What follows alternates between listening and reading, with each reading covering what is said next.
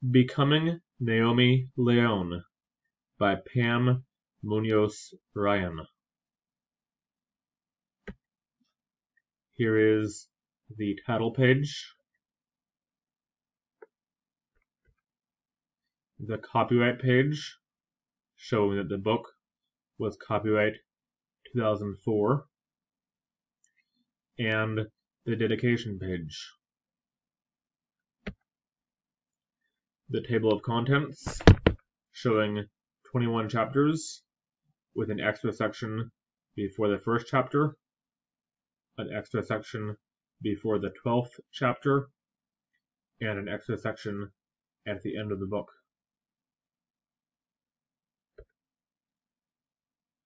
Page 1. A Rabble of Yesterdays. I always thought the biggest problem in my life was my name. Naomi Soledad Leone Outlaw. But little did I know that it was the least of my troubles, or that someday I would live up to it. It had been a double month of Sundays since Graham, Owen, and I were knitted together snug as a new mitten. I can point a stick, though, at the exact evening we started to unravel, at the precise moment when I felt like that dog in an old Saturday morning cartoon, the one where the mutt wears a big woolly sweater and a fox runs up and pulls a hanging down piece of yarn. Then the fox races off with it, undoing the tidy stitches one by one. Pretty soon the poor dog is bare to its skin, shivering, and all that had kept it warm is nothing more than a bedraggled string. Page 3, Chapter 1. A Paddling of Ducks. There we were, minding our lives with the same obedience as a clock ticking. A few weeks earlier, the sun had switched to its winter bedtime, so even though it was early evening, the sky was dark as pine pitch. That meant that Graham, Owen, and I couldn't sit outside on the white rock patio. Instead, we had to crowd around the drop-down table in the living room, kitchen, of Baby Beluga. That was what Graham called our Airstream trailer. She was the absolute expert at calling things what they resembled, and thought it looked like a miniature whale next to all the double wides at Avocado Acres Trailer Rancho. The trailer park was called this because it was surrounded on three sides by the largest avocado ranch in Lemon Tree, California. The name Lemon Tree did not appeal to Graham's sense of description because, as she pointed out, there wasn't a stick of citrus in sight. A giant plastic lemon did sit on a pedestal at the Spray and Play, a combination car wash, deli, playground, and one of our favorite places. That lemon was a tribute to the fact that there used to be fruit orchards in San Diego County before the builders came and put a house on every scratch of spare dirt. Except for the avocado grove, which was smack in the middle of town, and the last countrified land in Lemon Tree. We had already put away the dinner dishes from Wednesday chicken bake, and Owen started racing through his second grade homework, like a horse on a tear. People were usually fooled by his looks, and thought he was low in school due to being born with his head tilted to one side and scrunched down next to his shoulder. It had straightened a little after 3 surgeries at Children's Hospital, but he still talked with a permanent frog voice because of something inside being pinched. One of his legs was shorter than the other, so he walked like a rocking horse. But other than that, he was just fine. Contrary to people's first opinions, he got the best grades in his class. Graham, in her usual polyester pantsuit and running shoes, was doing her weekly hair set, rolling what little blue hair she had on those new bristle curlers that require no hairpins. I was not being mean about her hair. It really looked blue in the sunlight. And I mulled over my sorry situation at school, which was 3 boys in my 5th grade class who had decided that Outlaw was the funniest last name in the universe. They did not give me an ounce of peace. "Have you robbed any banks lately?" was one of their favorite sayings, along with jumping out at me, throwing their arms in the air, and yelling, "Is this a stick-up?" My teacher, Ms. Morimoto, said to ignore them, but I had tried, and it did no good. I was fed up. So, I was making a list of what I could say back to them that might be embarrassing. I wrote across the top of my notebook page, "How to get boys to stop making fun of my name." I scooted my book in front of Graham to see if she had any ideas. "Naomi, I have lived with that name since I married your great-grandpa, rest his soul, almost 50 years ago, and I am due proud. Besides, there are worse things in life." "But you don't go to Buena Vista Elementary," I said. She laughed.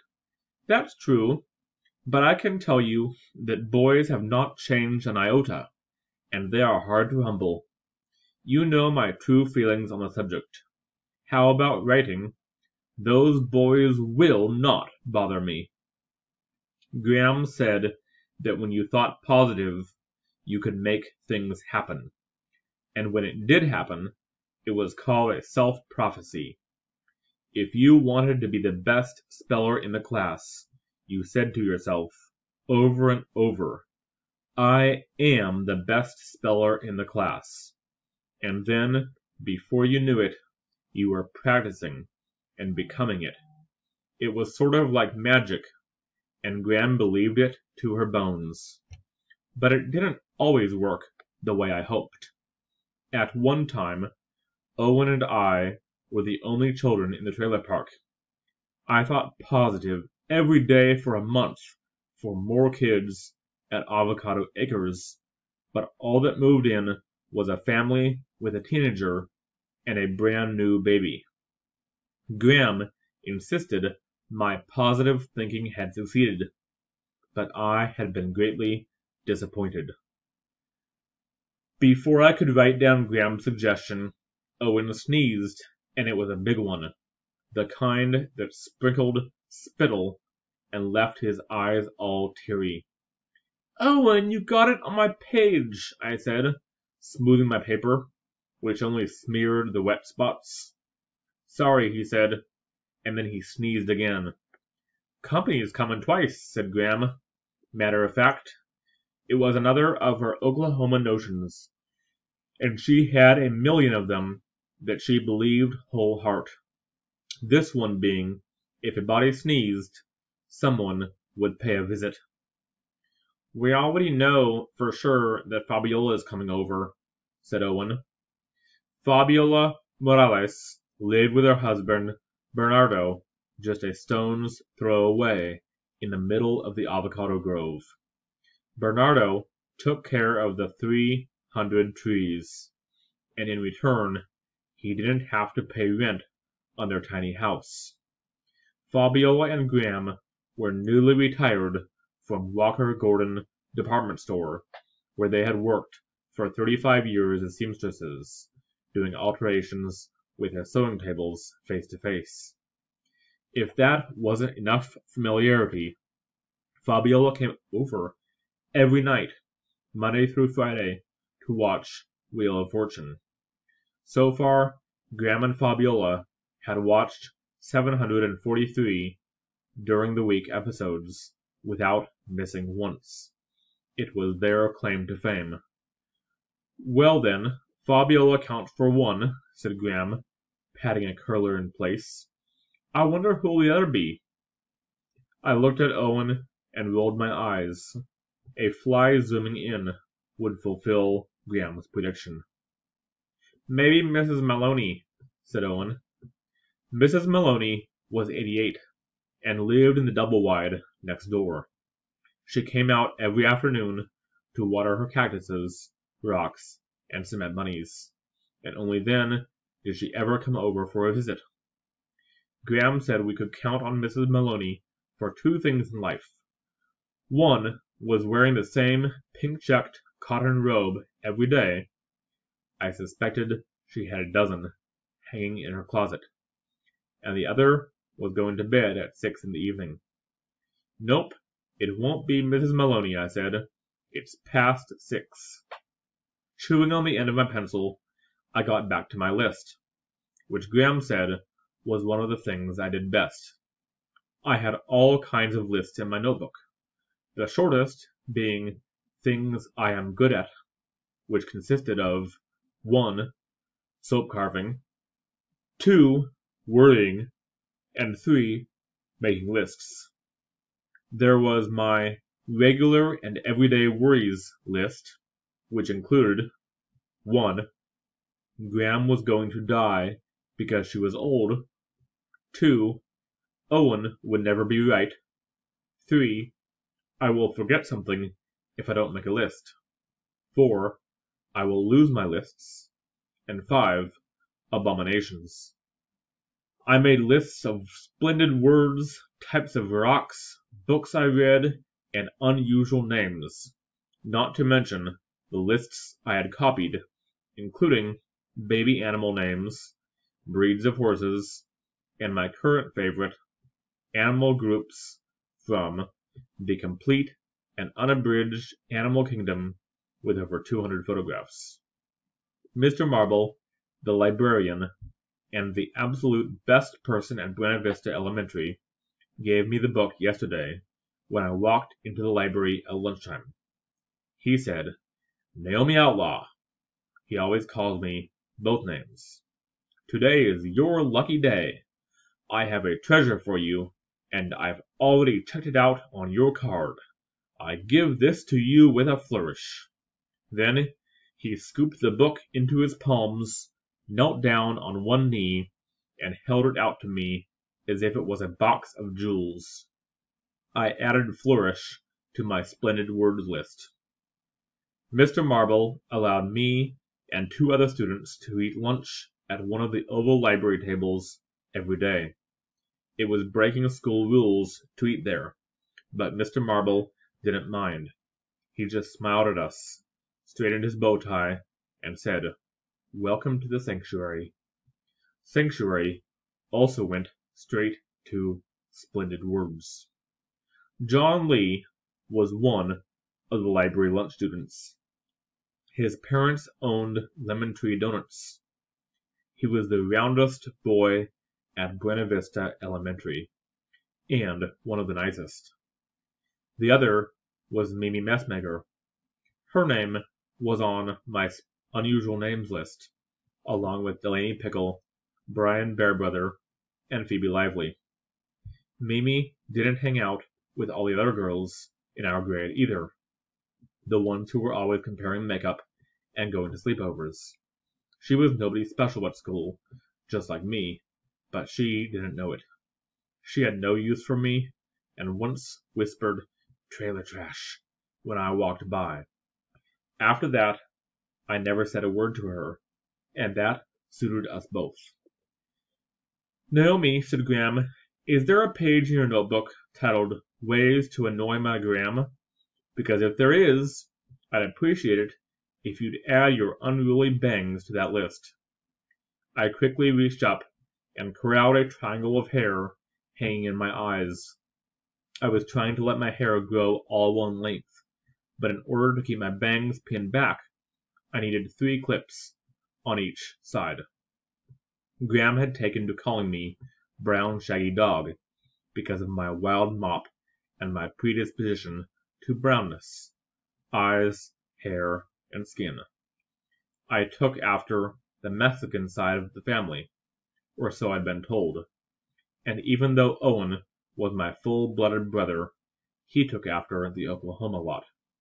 He did have brown eyes like me, but with fair skin and blonde hair and a bowl haircut that Graham called a Dutch boy. Due to my coloring, Owen called me the center of a peanut butter sandwich between 2 pieces of white bread, meaning him and Graham. "Thank you for making your old granny happy," said Graham, tucking a stray lock of hair behind my ear. "You're not that old," I said. She laughed. "Naomi, I am your great-grandma, and according to most folks, I had no business raising you and Owen. Those who carried gossip said I had one foot in the grave and should have known better, but I took you on like spring cleaning anyhow. The joke was on everyone else, because I got the prizes. That was my lucky day when I got you two." Owen looked up from his binder. "Today's my lucky day.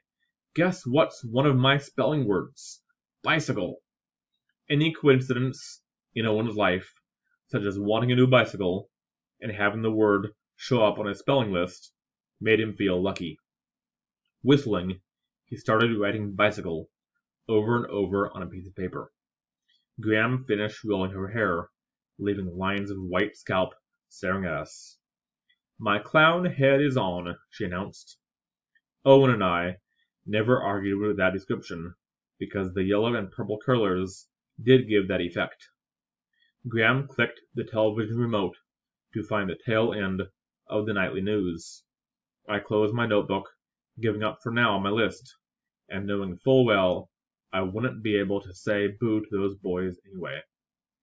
I reached into the built-in cabinet above my head and pulled out the plastic salad bowl holding my latest soap carving.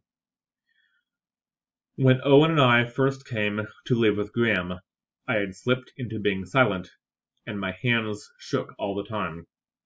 I was too young to remember what caused it all, but Graham's practical solution was to keep my mind and hands busy. Soap carving had been Bernardo's idea, and he said I was born to it. He would work in his shed, doing his hobby, making wood boxes and little miniature bookshelves, then painting them every bright color with scenes of little towns and sunsets. It was art from his city, Oaxaca, far away in Mexico, and I would sit next to him with a bar of soap and a carving tool. Graham was nervous to death about me using a knife, so Bernardo started me out with a bent paperclip. As I proved my worth, I graduated to a plastic knife, a butter knife, and finally a paring knife. I picked up the partially carved duck and my knife from the pile of slippery shavings in the bottom of the bowl. I had already finished 2 other ducks, each a little smaller than the other, but I wanted a third for the shelf above the kitchen sink.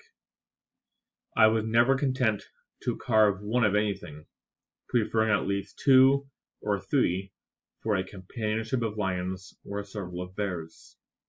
I pulled the knife across the bar of nature's pure white. The soap slowed off, easy into the bowl, looking like shredded white cheese. I scraped in an arc, finishing off the curve of the back and up to the tail. The dry film on my hands felt like a thin glove, and every few minutes I put my palms up to my nose to take a whiff of a smell that reminded me of being a baby. "Done with spelling?" said Owen, closing his books. He came over and stood next to me, watching. "Naomi, how do you know what to carve?" "I imagine what's inside, and take away "What I don't need," I said, not looking up. Slowly I added the finishing touches on the duckling, scratching out the appearance of feathers with the pointy end of the knife. I loved this part of carving, the etching and the grooves that made the figure look true to life. I was getting ready to level the bottom, so it would sit flat and not wobble on the shelf. But I didn't get one more pull of the blade before someone knocked on our door.